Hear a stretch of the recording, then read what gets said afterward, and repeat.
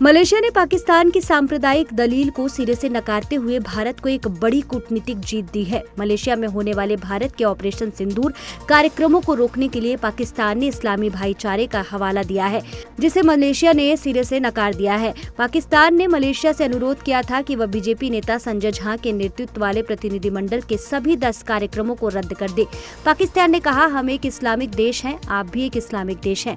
भारतीय प्रतिनिधिमंडल की ना सुने, उनके सभी कार्यक्रम मलेशिया में रद्द कर दे। हालांकि मलेशियाई सरकार ने 9 सदस्यीय भारतीय प्रतिनिधिमंडल को सभी 10 प्रस्तावित कार्यक्रम आयोजित करने की अनुमति दे दी। यह कदम न सिर्फ भारत की सॉफ्ट पावर डिप्लोमेसी की जीत है, बल्कि पाकिस्तान के धार्मिक चश्मे से वैश्विक राजनीति देखने के एजेंडे की भी हार है। पाकिस्तान के मंत्री बिलावल भुट्टो संयुक्त राष्ट्र के मंच पर एक बार फिर अपनी बेइज्जती कराने से नहीं चूके। दरअसल भुट्टो ने भारत को बदनाम करने के लिए देश पर मुस्लिमों के दमन का आरोप लगाया, लेकिन उनके झूठे दावों की पोल वहीं मौजूद एक विदेशी पत्रकार ने खोल दी। भुट्टो ने जब कहा कि पहलगाम आतंकी हमले के बाद भारत में मुसलमानों को बदनाम किया जा रहा है, तो पत्रकार ने बिना सोफिया कुरैशी का नाम लिए बताया कि भारत की ऑपरेशन सिंदूर ब्रीफिंग एक मुस्लिम अधिकारी ने ही दी थी। यह सुनते ही बिलावल निरुत्तर रह गए। इसके अलावा बिलावल भुट्टो जरदारी ने यह भी स्वीकार किया कि पाकिस्तान की तमाम कोशिशों के बावजूद उनका कश्मीर राग अब बेअसर साबित हो रहा है और तथाकथित कश्मीर मुद्दा उठाने में उन्हें लगातार अड़चनें आ रही है। ईरान में किडनैप हुए पंजाब के 3 भारतीय युवकों को तेहरान पुलिस ने 1 महीने के बाद सुरक्षित खोज निकाला है। तीनों युवक डंकी रूट के जरिए ऑस्ट्रेलिया में नौकरी के सपने लिए ईरान पहुंचे थे, जहां उन्हें अगवा कर 1 करोड़ की फिरौती मांगी गई थी। घबराए परिजनों ने भारतीय दूतावास से संपर्क किया, जिसके बाद कार्रवाई हुई। तीनों को साउथ तेहरान के विरामीन इलाके से छुड़ाया गया। इस घटना ने अवैध इमिग्रेशन रैकेट और ट्रैवल एजेंटों की भूमिका पर भी सवाल खड़े कर दिए हैं।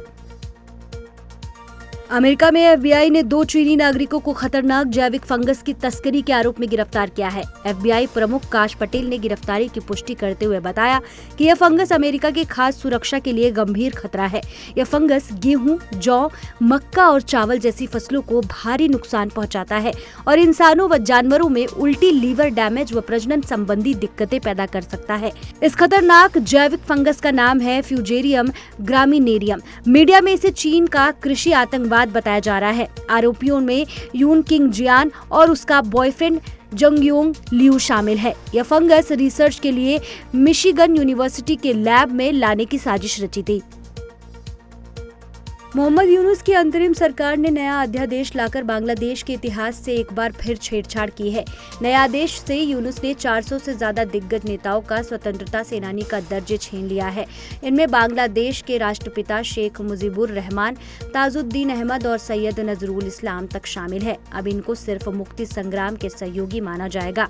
1971 के युद्ध में पाकिस्तान के खिलाफ लड़े योद्धाओं को ही अब वीर मुक्ति योद्धा का दर्जा मिलेगा। हालांकि डॉक्टरों, नर्सों और पीड़ित महिलाओं को यह सम्मान मिला रहेगा। इससे कुछ ही दिन पहले बांग्लादेश के बैंक ने बंगबंधु शेख मुजीबुर रहमान का चेहरा अपने करेंसी नोट से भी हटा दिया था।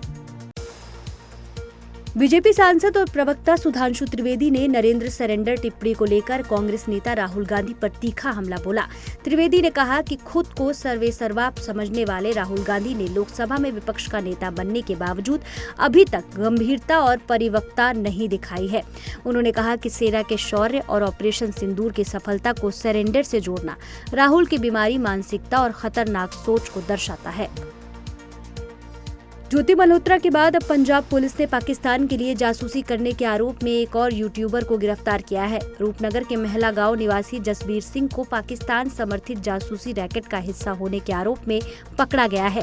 उसके यूट्यूब चैनल का नाम जान महल है। पंजाब पुलिस के मुताबिक वह पाकिस्तानी एजेंट शाकिर उर्फ जट्ट रंधावा के संपर्क में था। जांच में सामने आया कि जसबीर की 3 बार पाकिस्तान यात्रा और आरोपी ज्योति मल्होत्रा से गहरे संबंध उसकी संदिग्ध गतिविधियों को और पुख्ता करते हैं। जसबीर सिंह ने पाकिस्तान एम्बेसी के कर्मचारी दानिश के निमंत्रण पर पाकिस्तान नेशनल डे के कार्यक्रम में भी शिरकत की थी। यह गिरफ्तारी आईएसआई संचालित जासूसी नेटवर्क के खिलाफ चल रही कार्रवाई का हिस्सा है, जिसमें अब तक कई राज्यों से 1 दर्जन से अधिक लोग दबोचे जा चुके हैं। कर्नाटक पुलिस ने कल 6 साल की मासूम बच्ची के साथ रेप करने के आरोप में एक मौलवी के पिता को गिरफ्तार किया है। घटना कर्नाटक के चिकबल्लापुरा शहर की है। यह शहर बेंगलुरु के नजदीक स्थित है। महिला पुलिस ने पीड़िता की मां की शिकायत के आधार पर आरोपी के खिलाफ एफआईआर दर्ज कर दी है। उसे हिरासत में ले लिया गया है और आरोपी को न्यायिक हिरासत में भेज दिया गया है। पुलिस के अनुसार आरोपी एक मौलवी का पिता है। उसे मस्जिद की जमात ने परिसर में रहने के लिए एक कमरा दिया था। इस भरोसे का दुरुपयोग करते हुए आरोपी ने बच्ची को चॉकलेट दिलाने के बहाने लालच देकर उसके साथ रेप की जघन्य अपराध किया। प्रारंभिक जांच में पता चला कि आरोपी का बेटा दूसरी मस्जिद में मौलवी के रूप में कार्यरत है। आरोपी, जो मूल रूप से उत्तर प्रदेश का रहने वाला है, वो 20 साल पहले चिकबल्लापुरा में बस गया था और फुटपाथ पर कपड़े बेचता है। जवाहरलाल नेहरू विश्वविद्यालय ने हिंदी में अपने कुलपति को अब कुलगुरु कहने का फैसला लिया है। विश्वविद्यालय की डिग्री, दस्तावेज और संवादों में अब यह नया शब्द इस्तेमाल होगा। विश्वविद्यालय प्रशासन के अनुसार यह कदम लैंगिक समानता और भारतीय परंपरा के अनुरूप भाषा को बढ़ावा देने की दिशा में है। आईपीएल 2025 के फाइनल में रॉयल चैलेंजर्स बेंगलुरु ने पंजाब किंग्स को हराकर इतिहास रच दिया। अहमदाबाद के नरेंद्र मोदी स्टेडियम में खेले गए मुकाबले में आरसीबी ने 6 रन से जीत दर्ज कर पहली बार ट्रॉफी अपने नाम की। 18 साल से एक ही फ्रेंचाइजी से जुड़े रहे विराट कोहली जीत के बाद भावुक हो गए।